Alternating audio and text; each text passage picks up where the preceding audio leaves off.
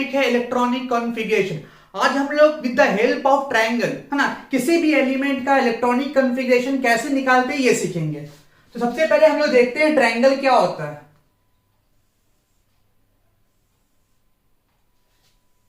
इस ट्रायंगल पे हम लोग क्या करेंगे, ऑर्बिटल को अरेंज करेंगे। जैसे फर्स्ट ऑर्बिटल है 1s orbital, 2s orbital, 3s orbital, 4s orbital, 5s orbital, 6s orbital, उसके बाद लास्ट है 7s ऑर्बिटल। इस तरफ क्या होगा 2p orbital, 3p orbital, 4p orbital, 5p orbital, 6p orbital and 7p orbital है ना। उसके बाद देखेंगे हम लोग यहाँ पे 3d orbital, 4d orbital, 5d orbital and 6d orbital. उसके बाद 5f ऑर्बिटल, 4f ऑर्बिटल। तो ये तुम्हारा अरेंजमेंट हो गया क्या, किसी भी ट्रायंगल पे ऑर्बिटल को कैसे अरेंज करते हैं। अब इसका इस्तेमाल कैसे करते हैं ये सीखना है। सबसे पहले देखेंगे फर्स्ट ऑर्बिटल है ना 1s ऑर्बिटल। इसमें जो इलेक्ट्रॉन की संख्या होगी 2 इलेक्ट्रॉन ही फिल कर सकते हैं है ना। उसके बाद देखते हैं 1s के बाद 2s एंड 2p। इसके बाद क्या है नियोन है ना। उसके बाद 10 इलेक्ट्रॉन फिल कर सकते हैं। यहां तक हम लोग क्या कर सकते हैं 10 इलेक्ट्रॉन को फिल कर सकते हैं। उसके बाद है आर्गन। आर्गन हम लोग कितना इलेक्ट्रॉन फिल कर सकते हैं 18 इलेक्ट्रॉन फिल कर सकते हैं। आर्गन के बाद बात करते हैं क्रिप्टन का। क्रिप्टन में कितना इलेक्ट्रॉन 36 इलेक्ट्रॉन।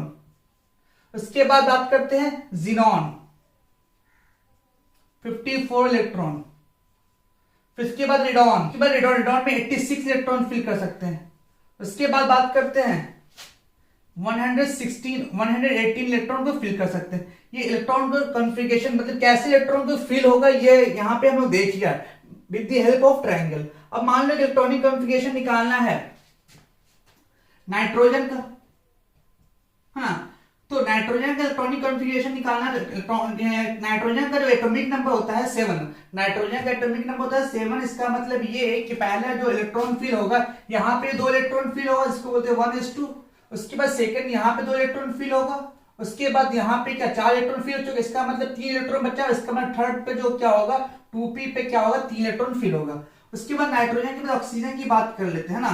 तो ऑक्सीजन मान लो पहला 2 इलेक्ट्रॉन यहाँ पे फिल हुआ 1s2, फिर उसके बाद 2s2 एंड 2p, 3 की जगह पे क्या होगा 2p 4 ऑक्सीजन। उसके बाद बात करते हैं फ्लोरीन का।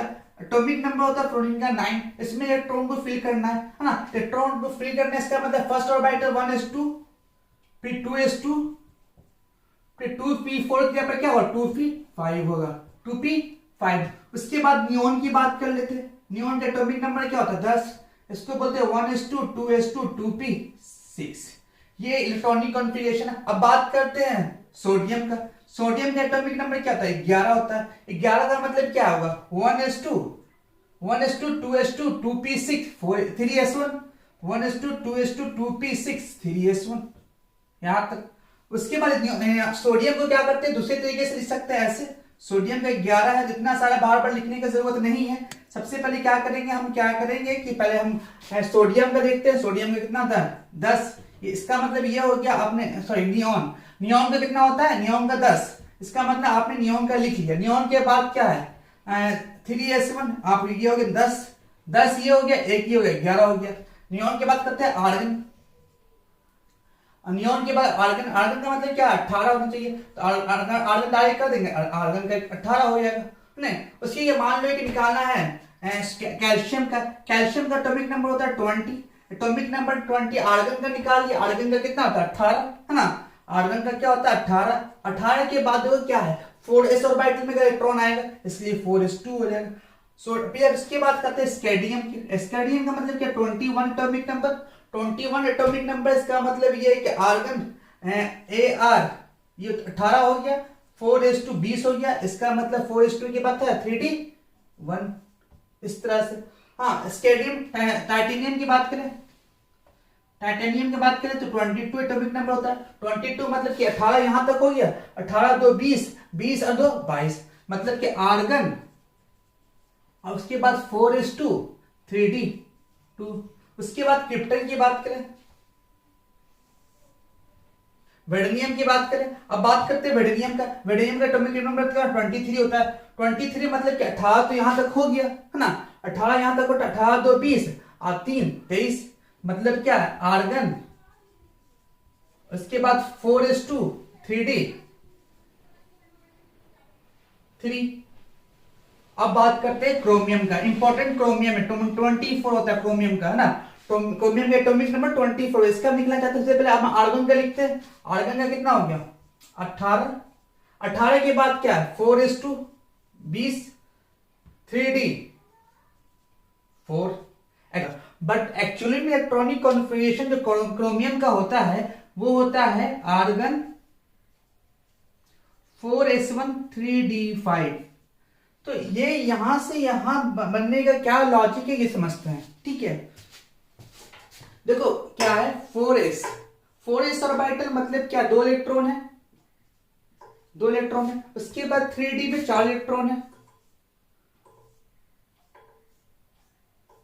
1 इलेक्ट्रॉन 2 इलेक्ट्रॉन 3 इलेक्ट्रॉन 4 इलेक्ट्रॉन, ये 4 इलेक्ट्रॉन। एक्चुअली में 4 इलेक्ट्रॉन अपने आप को अनस्टेबल लगता है, और ये स्टेबिलिटी को प्राप्त करने के लिए, स्टेबिलिटी को गेन करने के लिए ये क्या होगा, 1 इलेक्ट्रॉन यहाँ पे यहाँ से यहाँ शिफ्ट हो जाएगा, क्योंकि ये हाफ फिल ऑर्बिटल जो होता है ज्यादा स्टेबल होता है कम हाफ फिल ऑर्बिटल से। मतलब कह सकते हैं half fill orbital is more stable than the less half fill orbital. तो लेस हाफ फिल ऑर्बिटल क्या होगा, मोर लेस स्टेबल होगा, इसलिए जो है इलेक्ट्रॉन यहां से यहां शिफ्ट हो जाता है ना। तो 1 2 3 4 और 5, इसका मतलब ये हो गया 4s1 और 3d5। ये लॉजिक है क्रोमियम का, ठीक है। क्रोमियम के बाद बात करते हैं मैग्नीज का। मैग्नीज क्या होता है 25 ना, 25। तो 25 मतलब यहां तक तो 18 हो गया, 18 2 20 और 3d5 25।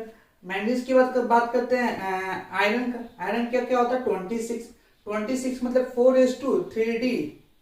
4s2 के पहले ध्यान दो क्या होगा, 4s2 का क्या होगा आर्गन का ना, आर्गन होना जरूरी है, बिना आर्गन का तो होगा नहीं। आर्गन का कितना होगा 24, सॉरी आर्गन का 18 और 4s2 3d 6 हो जाएगा, है ना। आर्गन के बाद क्या है कोबाल्ट का 27, तो आर्गन 4s2 3d 7। और कोबाल्ट के बाद करते हैं निकल का था 28, हाँ जी 28। यहां फिर से ध्यान रखना है 4s2 3d 8 नहीं। अब बात करते हैं फिर यहाँ पे कॉपर ज्यादा इंपॉर्टेंट आ गया। कॉपर का होता है 29 का मतलब क्या होगा आर्गन तो 18 के बाद 4s2 20 और 3d 9। बट एक्चुअली में इलेक्ट्रॉनिक कॉन्फ़िगरेशन इसका कैसा होता है, हाँ इसका इलेक्ट्रॉनिक कॉन्फ़िगरेशन होता है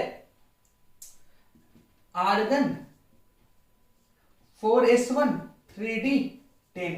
इसका रीजन ये है कि यहाँ पे जो फुलफिल ऑर्बिटल है मोर स्टेबल होता है, फुलफिल ऑर्बिटल मोर स्टेबल होता है लेस देन फुलफिल ऑर्बिटल से, इसलिए इलेक्ट्रॉन यहां से फिर यहां शिफ्ट हो जाता है। इसकी वजह से इलेक्ट्रॉनिक कॉन्फ़िगरेशन 4s1 3d 10 होगा। ये था इलेक्ट्रॉनिक